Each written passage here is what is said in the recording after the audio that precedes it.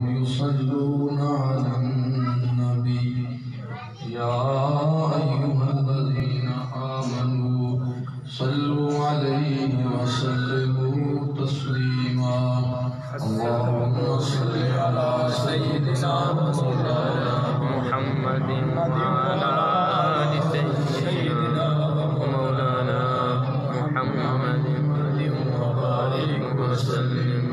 الصلاة والسلام عليك يا سيدي يا رسول الله وعلى آله وصحبه يا سيدي يا حبيب الله. رات اندھیری تیرا نہ جانا نالے دور سجن دا ڈیرا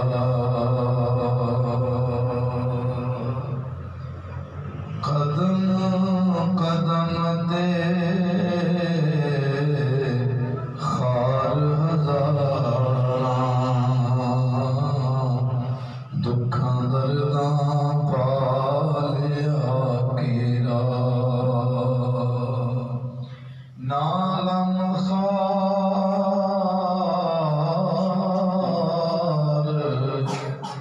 نہ ساتھی کوئی جیڑا ہن بنڈے دکھ میرا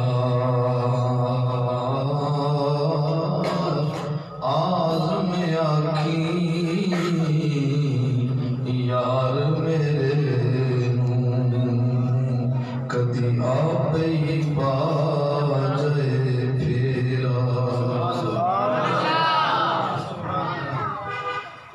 جے سونا میرے بیڑے آوے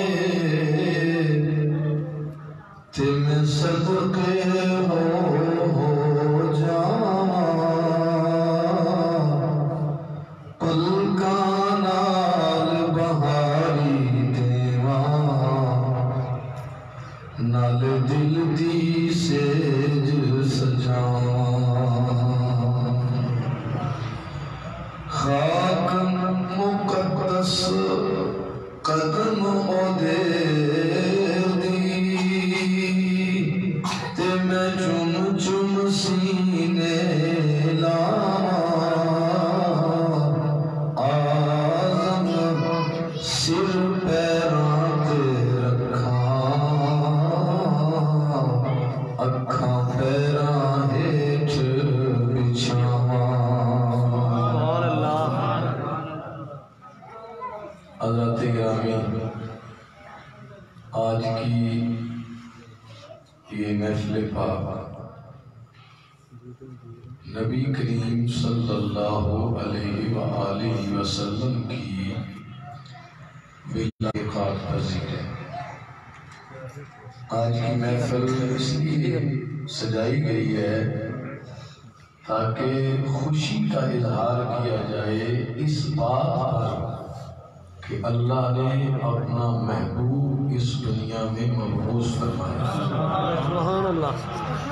اس موقع پر مختلف عنوانات کے تحت آپ گفتگو سنتے رہتے ہیں. میرا خیال یہ ہے کہ ہر محفل میں یہ نہیں بیان کیا جانا چاہیے کہ میلاد منانا چاہیے یا نہیں منانا چاہیے، خوشی کا اظہار کرنا چاہیے یا نہیں کرنا چاہیے. یہ بھی بات ہو جائے ساتھ ساتھ نبی کریم صلی اللہ علیہ وآلہ وسلم کی سیرت کے مختلف واقعات جن سے ہمیں سبق ملے وہ بھی بیان کیے جانے چاہیے. اور اس کے ساتھ ساتھ کبھی کوئی عقیدے کی بات یا مسئلہ جو لوگوں کے لیے حجت بنا ہوا ہو اس کی وضاحت کرنا بھی انہی محافل کا موضوع ہوتا ہے. آج کی اس گفتگو میں سورۃ الشعراء کی 3 آیتوں کی تھوڑی سی وضاحت کرنا اور ان کا صحیح مفہوم کیا ہے یہ عرض کرنا میں آپ کے لیے منتخب کر کے لایا ہوں۔ ایک دفعہ آپ مل کے درود پاک پڑھیں، رسول پاک صلی اللہ علیہ وسلم۔ الصلاۃ والسلام علیکہ یا سیدی یا رسول اللہ وعلی آلک وصحبک یا سیدی یا حبیب اللہ۔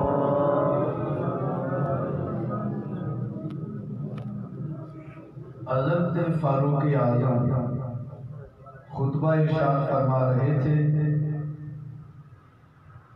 تو خطبے میں ہی فرمانے لگے، سامعین سے فرمانے لگے کہ تم میں کوئی بندہ سواد ابن قارب ہے؟ جیسے میں آپ سے کہوں کہ آپ میں کوئی محمد خان بیٹھا ہوا ہے یا نور الہی بیٹھا ہوا ہے، ایک نام بول دیا تو فاروق اعظم نے فرمایا تم میں سواد ابن قارب کوئی ہیں؟ پورا مجمع خاموش ہو گیا، کوئی جواب نہیں آیا۔ برائے ابن عازب کہتے ہیں ایک سال گزرنے کے بعد، کیا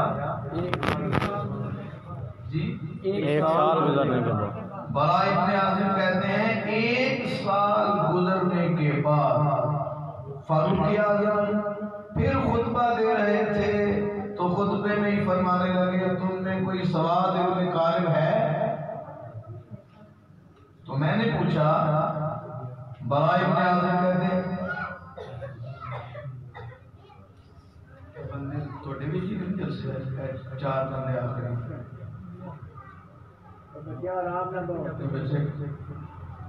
اینا پتہ ہے کلاس میں 4 بندے وقت دھیان ہونا چاہیے استاد کا۔ ایسی کوئی بھی گل نہیں یار، میں اسپیشل اپنے بھانجے دی مہندی چھڑ کے تھوڑی محفل واسطے آ گیا تو تسی بکری محفل لا لئی۔ میں تھوڑی دیر تو بعد شاباش دینے لگا سی کہ اتنے بندے اکٹھے ہو گئے ماشاءاللہ اور بڑا اچھا پروگرام تسی بنایا۔ جی توجہ ہے میری؟ تو برائے ابن عازب کہتے ہیں جب سال کے بعد دوبارہ پوچھا نا فاروق اعظم نے سواد ابن قارب ہے تمہیں کوئی؟ تو میں نے کہا کہ خیر ہے، سواد ابن قارب کی کوئی خاص بات ہے؟ ان کا آپ نے پہلے بھی 1 سال پہلے پوچھا تھا، آپ آج پھر پوچھ رہے ہیں۔ تو ابھی ہم یہ بات کر رہے تھے تو ادھر سے سواد ابن قارب بھی آ گئے تو فاروق سے بات کرنے لگے، کہنے لگے سواد ابن قارب ذرا اپنے ایمان لانے کا واقعہ تو سناؤ۔ کیا کہا آپ نے؟ ایمان لانے کا واقعہ۔ سواد ابن قارب سے فاروق اعظم نے کہا اپنے ایمان لانے کا واقعہ تو سناؤ۔ سواد ابن قارب کہنے لگے میں ہند میں تھا، یہ سعودی عربیہ میں مکہ مدینہ ہے اور یہ جو ہمارا علاقہ ہے اس کو ہند کہا جاتا ہے، پاکستان، ہندوستان، بنگلہ دیش، یہ ہند ہے سارا پرانا۔ تو انہوں نے کہا میں ہند میں تھا، ایک جن میرے تابع تھا۔ اچھا میں یہ بھی بتا دوں جو میں واقعہ سنا رہا ہوں یہ تاریخ کے اور تفسیر کے بڑے معتمد اور نقاد ہستی علامہ ابن کثیر نے اس کو نقل فرمایا۔ سبحان اللہ۔ تو سواد ابن قارب کہنے لگے میں ہند میں تھا، ایک جن میرے تابع تھا، ایک رات کو میں سویا ہوا ہوں تو میری خواب میں وہ جن آ گیا اور مجھے جھنجھوڑ کے کہا اٹھو اور لوئی بن غالب قبیلے میں ایک نبی آیا ہے، اس کا کلمہ پڑھ کے مسلمان ہوا۔ سبحان اللہ سبحان اللہ۔ میں صبح اٹھا، آئی گئی بات کر دی، یہ کوئی خیال وہاں مجھے ویسے ہی آیا ہے۔ اگلی رات آئی نا تو پھر خواب میں وہ جو جن تھا اس نے آ کے مجھے جھنجھوڑا اور کہا اٹھو لوئی ابن غالب قبیلے میں ایک نبی بھیجا گیا ہے، اس کا کلمہ پڑھ لو جا کے۔ میں نے تھوڑا تھوڑا اس کو اہمیت دی لیکن پھر میں نے چھوڑ دیا، کوئی میرا وہم نہ ہو، کوئی خیال نہ ہو۔ تیسری رات آئی تو پھر یہی معاملہ ہوا۔ کتنی راتیں ہو گئی؟ 3 جی جی 3 اب مجھے محسوس ہو رہا ہے کہ آپ سارے میری بات توجہ سے سن رہے ہیں۔ کتنی راتیں ہو گئی؟ 3 سواد ابن غالب کہنے لگے جب 3 راتیں لگاتار مجھے خواب میں آ کر اس جن نے جھنجھوڑا نا، اب میں نے سمجھا کہ یہ معاملہ اہم ہے۔ صبح اٹھا تو میں نے تیاری کر لی، اونٹنی پہ سوار ہو گیا۔ اب ذرا سوچے نا، یہ جو ہوائی جہاز کا 6 گھنٹے کا سفر ہے، جب یہ بندہ اونٹنی پہ سوار ہو کے طے کرنے کا ارادہ کرتا ہے، دل میں خیال تو ضرور آتا ہے پتہ نہیں راستے صحیح پہ چلوں گا، کوئی غلط راستہ نہ راستے میں مل جائے، کوئی بندہ نہ ایسا مل جائے کہ میں گمراہ ہو جاؤں، کوئی مصیبت نہ راستے میں آ جائے۔ یہ مختلف قسم کے خیالات ذہن میں آتے رہتے ہیں۔ پتہ نہیں میں پہنچوں گا، ملاقات ہوگی یا نہیں ہوگی، وہ مجھے پہچانیں گے یا نہیں پہچانیں گے، میں ان کے قریب بھی جا سکوں گا یا نہیں جا سکوں گا، کتنا اونچا ان کا دربار ہوگا، لوگ کس طرح بیٹھے ہوں گے۔ یہ خیالات بندے کے ذہن میں آتے رہتے ہیں۔ اللہ اکبر، جب بندہ یہاں سے چلے اور تھوڑا سا بیمار ہو جائے تو دل میں خیال آتا ہے کہیں یہی نہ ہو میں بڑا جذبہ شوق لے کے گھر سے نکلا ہوں، رستے میں کہیں ماری نہ جاؤں، موت ہی نہ آ جائے۔ ایسی کیفیت میں اس کے دل کی آواز کیا ہوتی ہے؟ اللہ اکبر، ذرا جاگ کے آپ بھی میرا ساتھ دیجیے گا۔ وہ بندہ اگر ذوق سے جا رہا ہو، بیمار ہو جائے، وہ ہاتھ اٹھا کے اللہ کی جناب میں التجا کرتا ہے اور موت سے خطاب کرتا ہے، کہتا ہے اے موت ٹھہر جا، میں مدینے میں جا رہا ہوں، اے موت ٹھہر جا، میں مدینے میں جا رہا ہوں، ستا ہوا نصیب دے اپنا جلا، ستا ہوا نصیب دے اپنا جگہ لوا، محبوب دا گنبد خضرات ویکھ لا، سبحان اللہ سبحان اللہ۔ سرکار دی گلی دے نظارے پا لواں، اے موت ٹھہر جا، میں مدینے جا لواں، کہندے نے ہر غریب دی سندا زاریاں،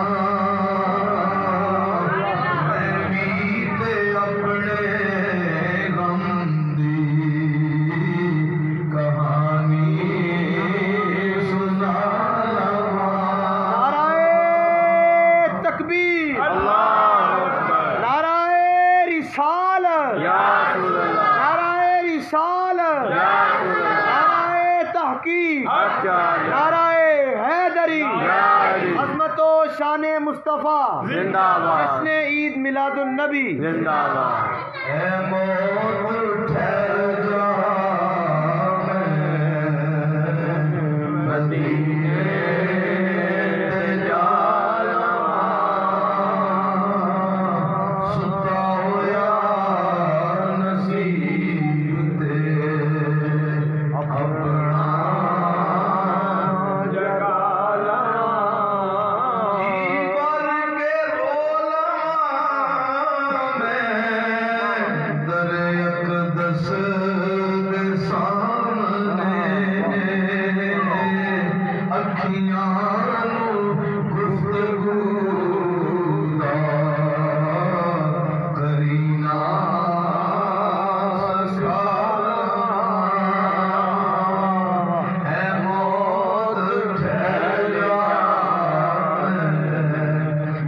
مدینے آوے جے پھر موت تے آوے ہزار بار آدم دے اپنے دل کی حسرت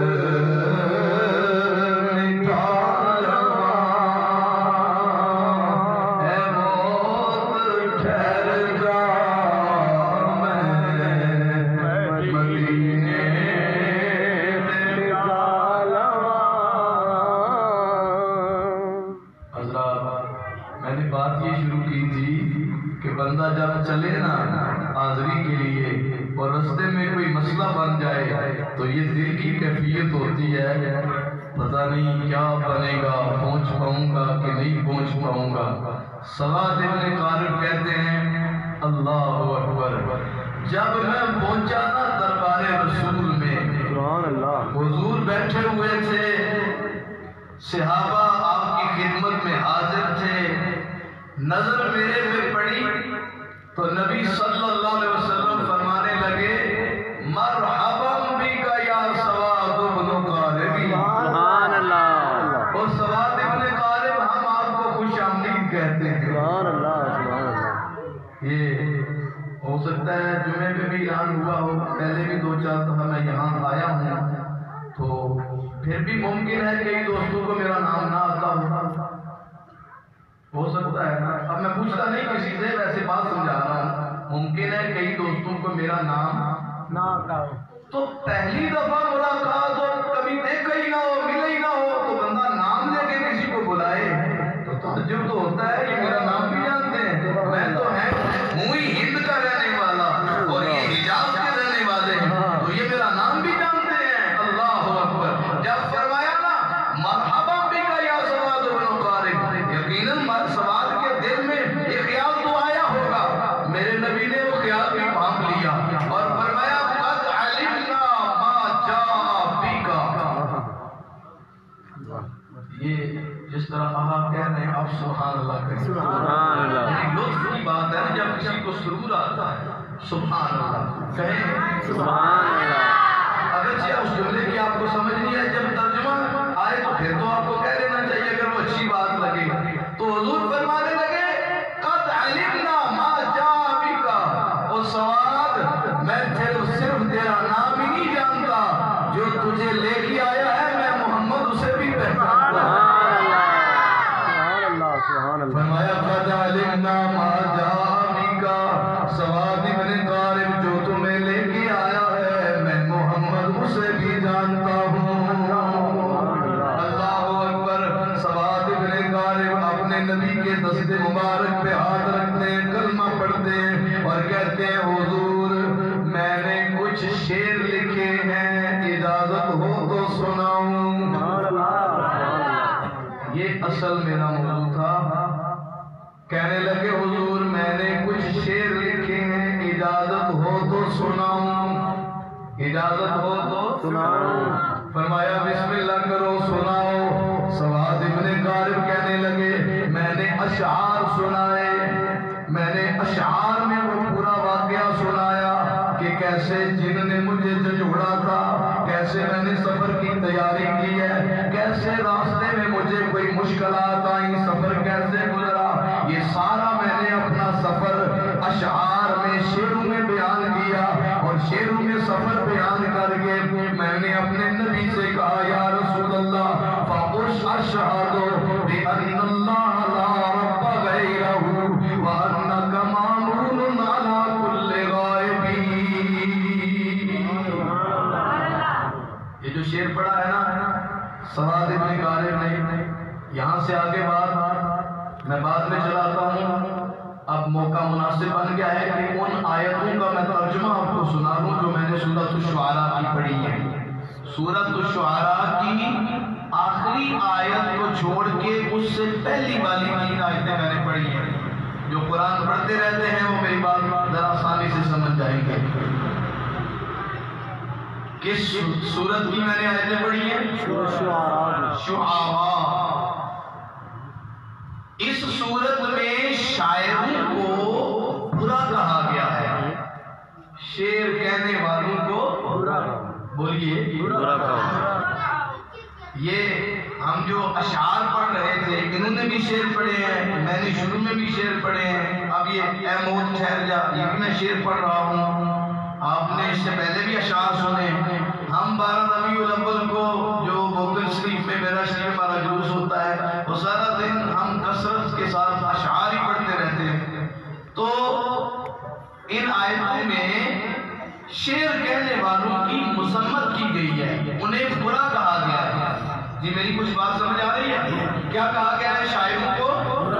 کیسے؟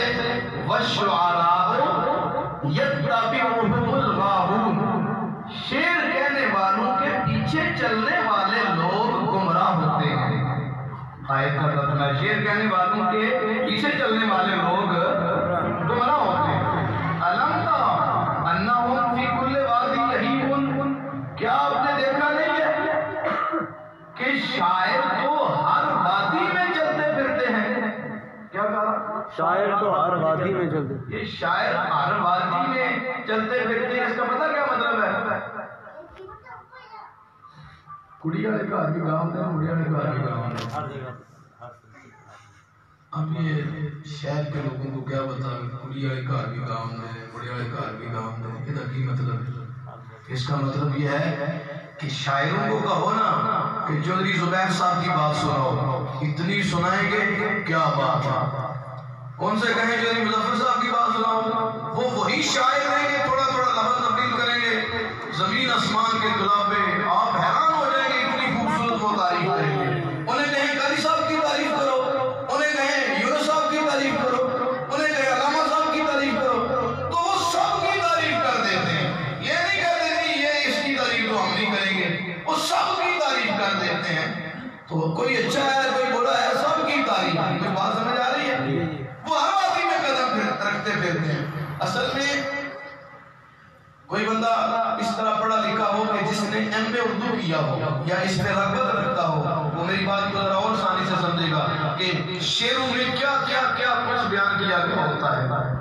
اور لفظ نظامی پڑھنے والے جانتے ہیں کہ فاضل ابی کے نصاب میں کس طرح کے اشعار ماشاءاللہ آپ کے نصاب میں شامل ہیں۔ اگر آپ نے ابھی عابد صاحب سے توجہ سے پڑھتے ہیں کہ ان شعروں میں کیا بیان ہوا ہے، وہ بکواس کی ہے اور کیا ہے، تو مطلب یہ ہے کہ وہ شاعر ہر کسی کی بات کرتے ہیں، اس لیے قرآن نے ان کو برا کہا۔ أَلَمْ تَرَ أَنَّهُمْ فِي كُلِّ وَادٍ يَهِيمُونَ وَأَنَّهُمْ يَقُولُونَ مَا لَا يَفْعَلُونَ، شاعر کرتے ہیں جو کچھ وہ عمل اس میں نہیں کرتے ہیں، بیان کرتے ہیں، شعروں میں کہتے ہیں لیکن اس پہ عمل نہیں کرتے ہیں۔ تو شاعروں کو برا کہا گیا ہے اس آیت ان آیتوں میں۔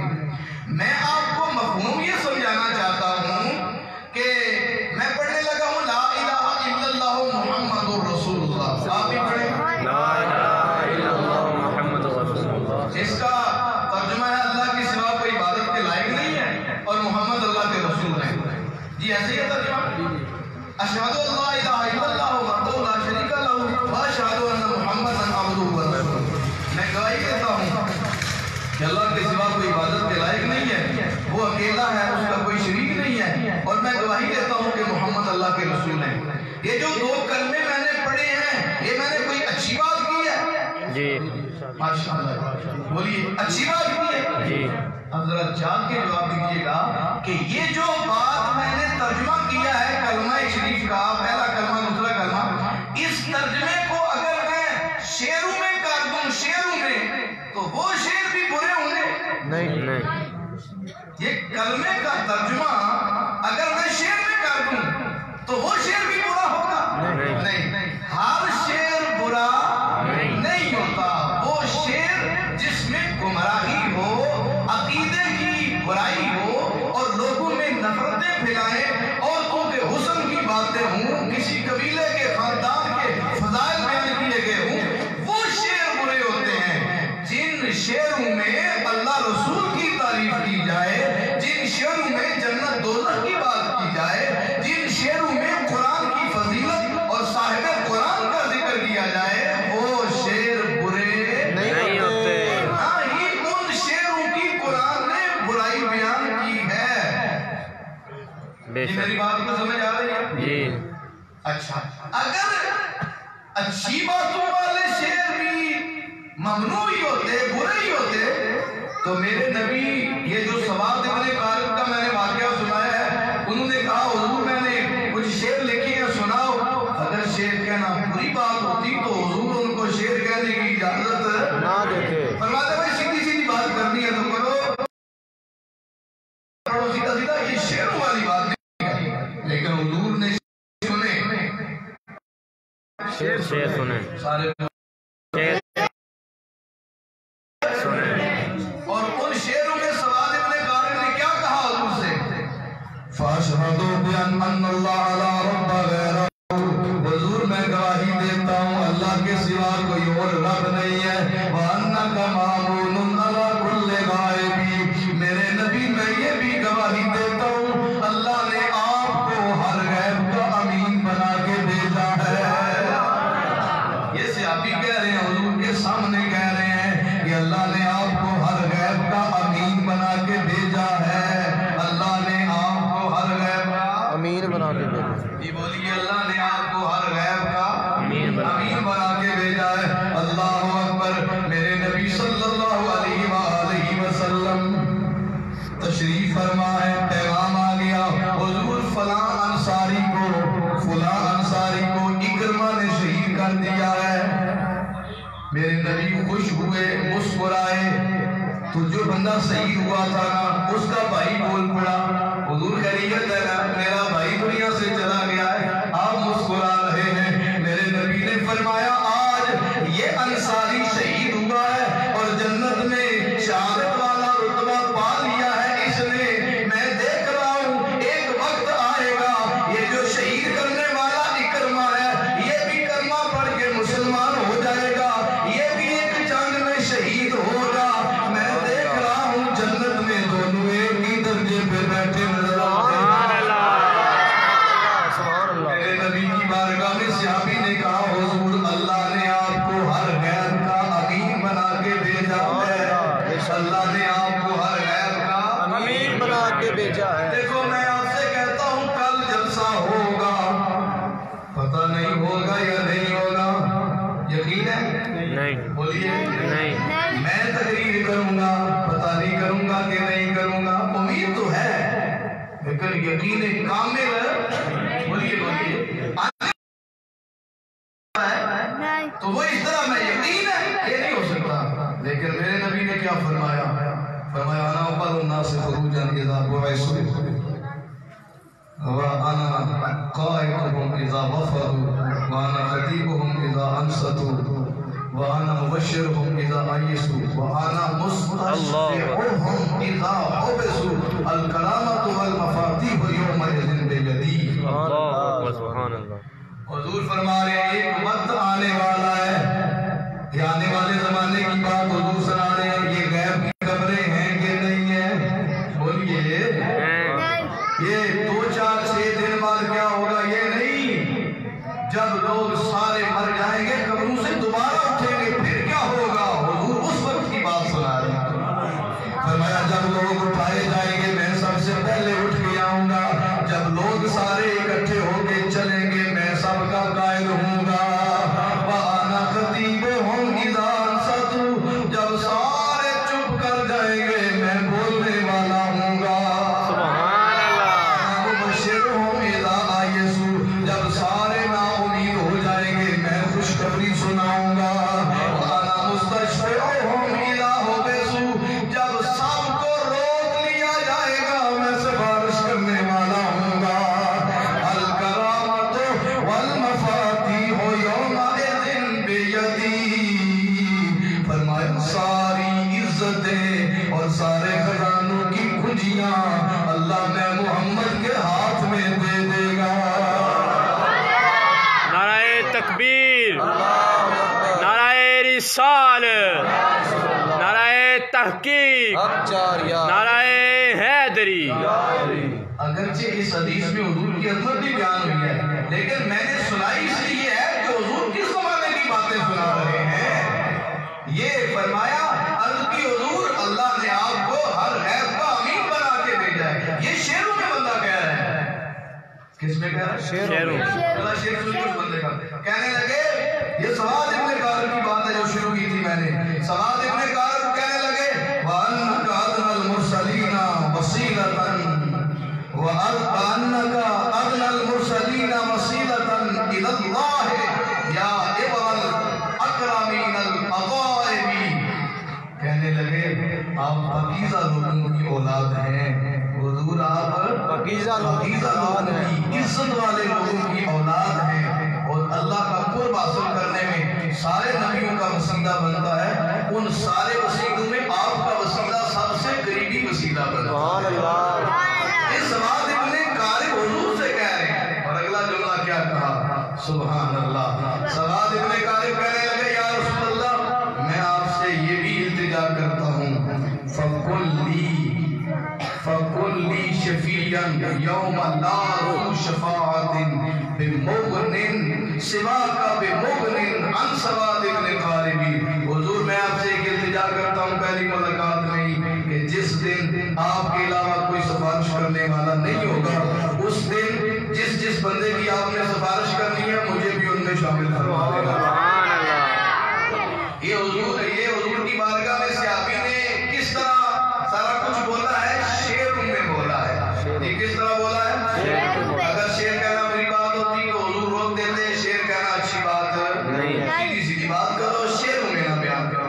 اس کا مطلب یہ ہے کہ قرآن مجید نے جو شاعروں کو برا کہا ہے اس کا مطلب کیا ہے؟ کون سے شاعر برے ہیں؟ جو جہالت کی باتیں کرتے ہیں، جو دنیا داری کی اور جو عقائد کی برائی بیان کرتے ہیں، اور جو سچا عقیدہ جن شعروں میں بیان کیا جاتا ہے، قرآن کی صاحب قرآن کی فضیلت ہو، اللہ رسول کی گواہی ہو، ایسے شعر برے بولیے جی، ایسے شعر برے نہیں۔ تو پھر شعر پڑھ لینے چاہیے کہ نہیں پڑھنے چاہیے؟ پڑھنے چاہیے۔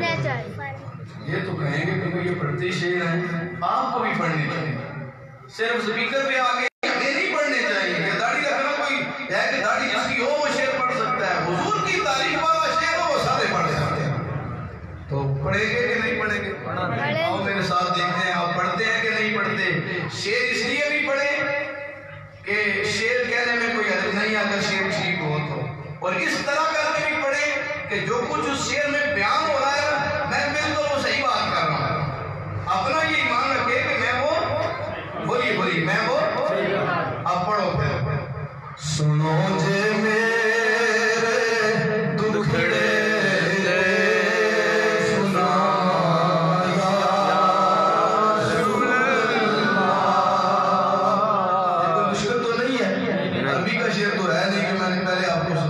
پنجابی اور سب کسی کو بالکل آسان ہے، پڑھیے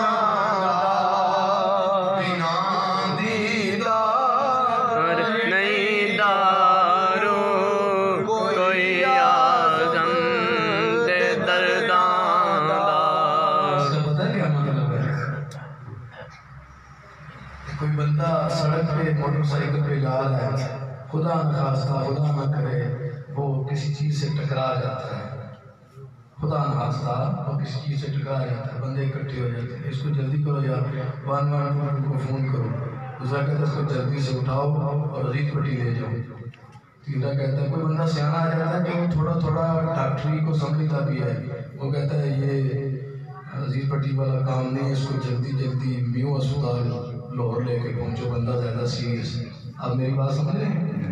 اس کا مطلب ہے کہ جو بیمار ہے ہر بیمار کا علاج ہر ڈاکٹر کے پاس نہیں ہے، ہر بیمار کا علاج ہر اسپتال میں نہیں ہوتا، کچھ بیماروں کا علاج گجرات میں ہو جاتا ہے، کچھ بیماروں کے لیے لاہور جانا پڑتا ہے، کچھ بیماروں کے لیے اسلام آباد جانا پڑتا ہے۔ تو اعظم چشتی کہہ رہے ہیں جس کو عشق رسول کی بیماری لگے، جس کو عشق رسول کی بیماری لگے، اس کا علاج کسی حکیم ڈاکٹر کے پاس نہیں ہے، اس کا علاج دیدار مصطفیٰ ہے۔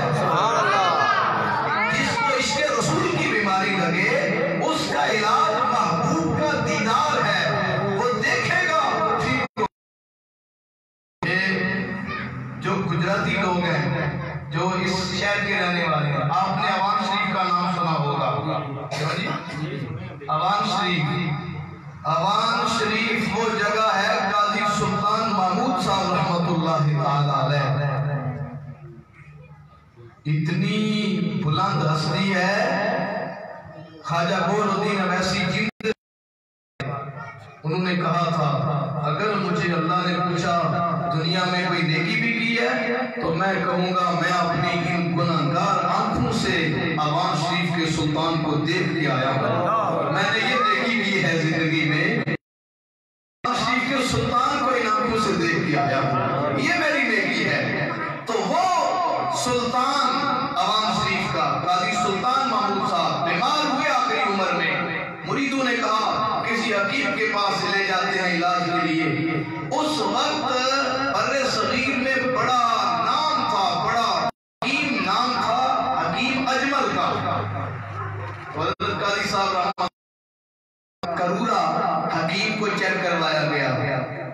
کہ اس بندے کی بیماری اور اس کا علاج کیا جائے، تو حکیم اجمل نے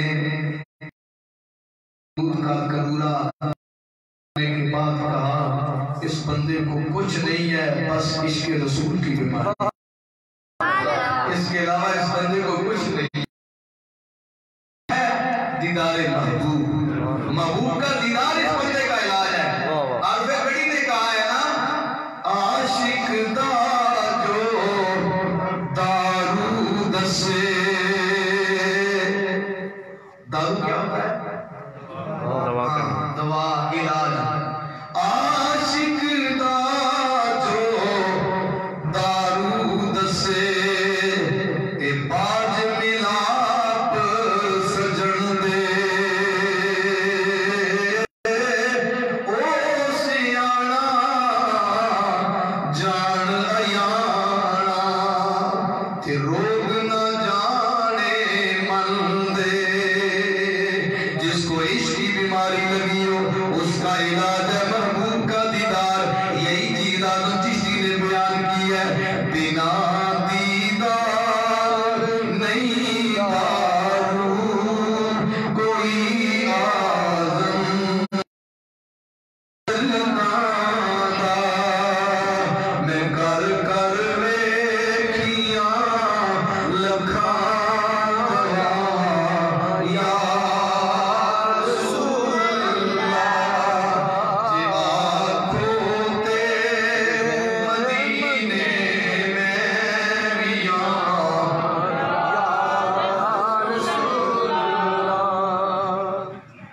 یا ایک دو بار ذوق سے پڑھ لیں تو گفتگو ختم کر دیتے ہیں۔ جی آنکھوں دے مدینے میں بھی